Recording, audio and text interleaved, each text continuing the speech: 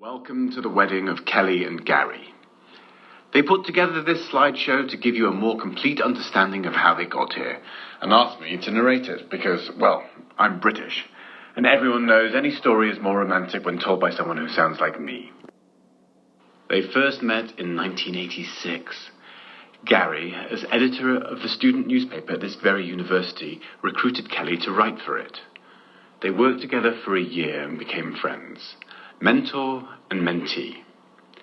On the night Gary graduated, he gave Kelly a gift, his personal pen, to encourage her to continue pursuing her journalistic writing goals. She thought it was a very touching gesture because she admired Gary and was humbled to know how proud he was of her. They hugged goodbye and never said another word to each other.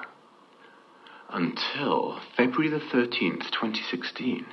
The day before Valentine's Day. It was not, however, a romantic re-meeting. It happened on Facebook via private message and went exactly like this. Gary, 12:33 p.m. Could it be? Parkside's one-time ace journalist, the one-time Kelly McKissick? If so, no fair. You haven't aged since the Ranger days. Hope you're well. Kelly, 12:45 p.m.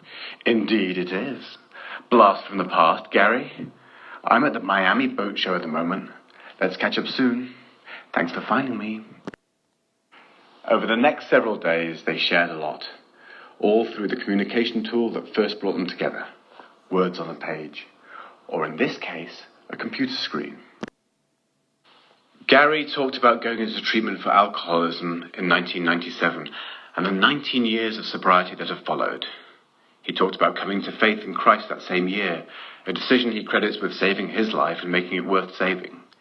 He talked about his 15 years in journalism, then 15 in public relations, jobs packed with adventures that took him from South Texas to North Hollywood, from writing stories for the Racine Journal-Times to being interviewed for stories by CNN.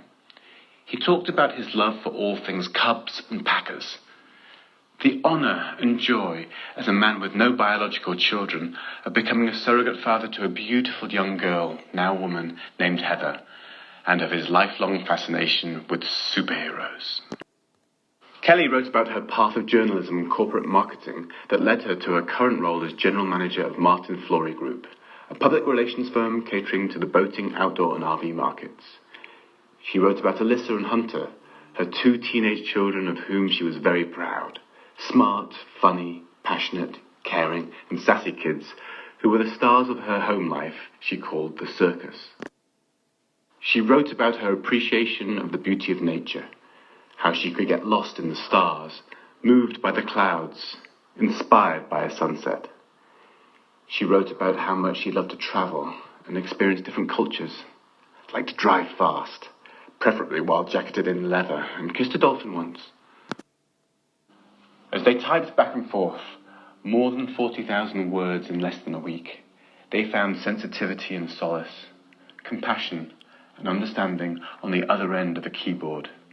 The respect and regard they developed for each other as college kids playing newspaper was still there.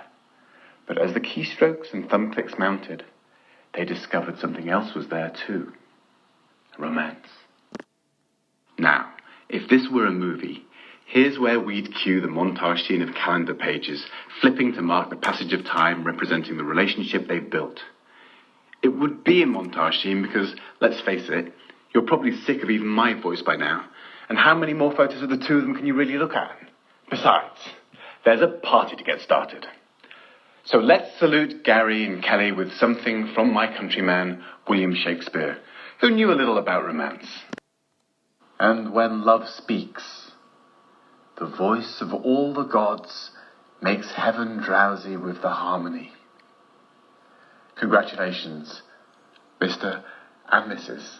Schneeberger.